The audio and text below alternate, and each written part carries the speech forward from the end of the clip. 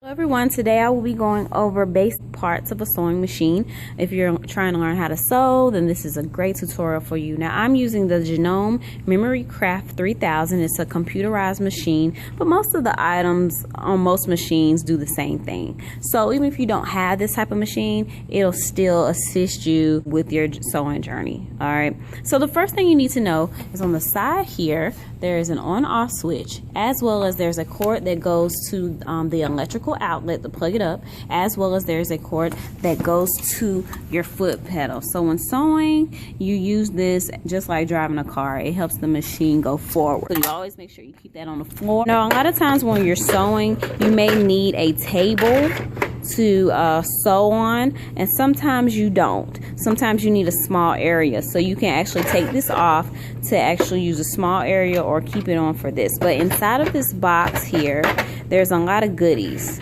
Okay, now these things right here are different presser feet. When you're doing a variety of stitches, they may ask you for a different foot to use. It actually has a place for extra bobbins here. This one's not really wound well, but that's at the top here. And then you have, this is usually for doing buttons. You want to put a button on a garment. You have your machine cleaning brush, so you'll use it to clean inside of the machine.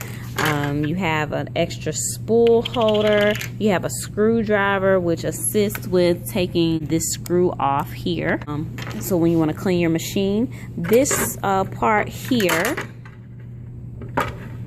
or these parts on the top of the machine, you can put this here. You push it down a little bit more. So you take your spool, you put it on in the spool holder spot, and then you'll put your thread on as well as your spool holder. So this is the extra one just in case it doesn't fit on the top. All right, so this is everything that is in your box. Okay, then I'm going to close my box and I'll put it back on here. This is the hand wheel. You use it and you'll see that the needle goes down if you pull it towards you, and it goes back up. This is called the bobbin winder spindle. So this is what you use to put thread on your bobbin, and you can click it this way or that way. And then this is called the bobbin stopper, so it helps to actually stop the bobbin. All right, this is the thread spool. Oh, this is where you put your thread. It's called the spool, and this is actually the spool holder. So you always want to make sure that you have, when you have your thread on, that there's always a spool holding it so that it doesn't fall off. If you look right here, this is actually the pick up. You can actually pick your sewing machine up like this and carry it to your next location. Okay, this is actually the tension dial. So you would use that when you're trying to release some of the tension or increase it, usually with the presser foot. But usually you want to keep it at 3. This is a circular knob that you use when you're threading the bobbin. So just know that this knob is important. This piece that you use when you're trying to thread your machine. There's not necessarily a name for this piece, but it's useful when threading the machine. All right, if you look right here, there's a guideline of how to put your bobbin, how to thread your bobbin, and also it has instructions of which way your thread should go. All right, you'll see it right there. All right, let's keep moving down our sewing machine. If you look right here, this machine is mechanized, so it does have a lot of stitches. It has a straight stitch, it has some zigzags, some decorative stitches. You see it has little hearts here, a buttonhole that you can do this way or that way, a keyhole button. This is actually your memory and your clear, so if you want to set your stitches, you can do that. Here's the LCD screen, so it shows you which stitch you're using. This is to make your stitch long. As you can see, it has a really short and then you can go really long, and you press this button, you can have a really short or zigzag stitch. So that's what that's for. This actually dims the screen and, you know, makes it better so you can see. This is the up down switch. So if you have a computerized machine like this, then you press it down, needle goes down, press it up, needle goes up. This is, I think it's the auto lock. I don't usually use that. Okay, next thing, most machines have a reverse button. What you would do is hold this button and your stitch will actually go backwards instead of forwards. Sometimes they have it right here on your machine, but most of the time if you see this backwards arrow, you know that that's the reverse stitch switch. Also right here, it's still directions of how to thread the machine. You can look at my other tutorials and it'll actually show you how to thread the machine.